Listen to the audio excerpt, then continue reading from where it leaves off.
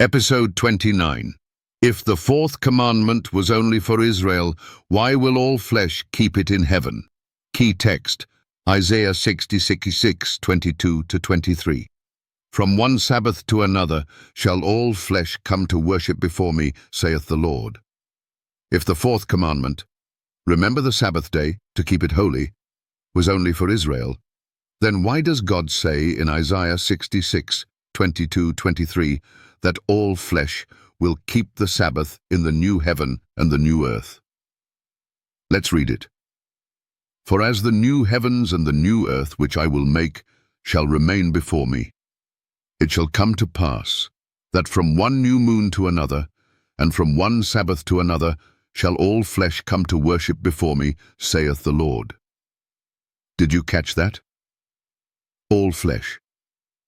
Not just Jews, not just ancient Israel, all humanity.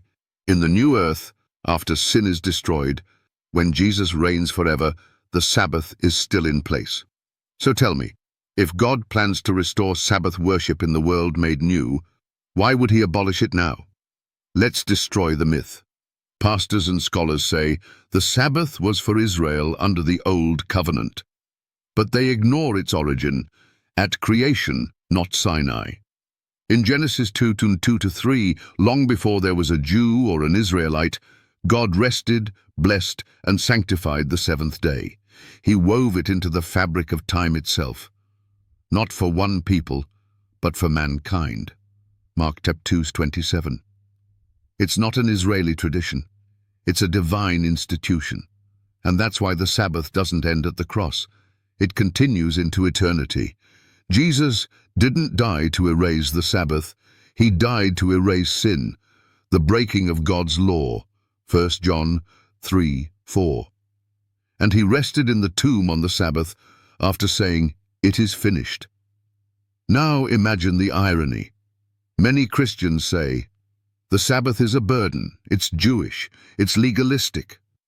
But God says, in the new earth, where there is no sin, no suffering, and no death, all flesh will gather to worship me every Sabbath. So, which voice are you listening to? The voice of man that calls the Sabbath irrelevant? Or the voice of God who says it's eternal? Let's be real. If the Sabbath is good enough for paradise, it's good enough for now. If the Sabbath belongs in Eden restored, then it still belongs in your weekly walk with God. And if all flesh will keep it in the age to come, what excuse do you have to reject it today? You say, we're under grace. But grace never gives you permission to ignore the word of God. Grace empowers you to obey it. You say, Jesus is our Sabbath. But Jesus says, the Son of Man is Lord also of the Sabbath. Mark 2:28. He didn't become the replacement. He's the ruler of it. So here's your challenge. If the Sabbath is in heaven's future, if it was in Eden's past, and if Jesus honored it throughout his life, then why are you caught in a man-made middle that trashes what God has called holy? God never said, all flesh shall worship before me every Sunday. But he did say, from one Sabbath to another. Heaven has already settled the question.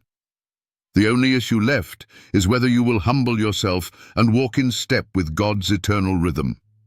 Because those who reject the Sabbath now will be out of step with the kingdom to come.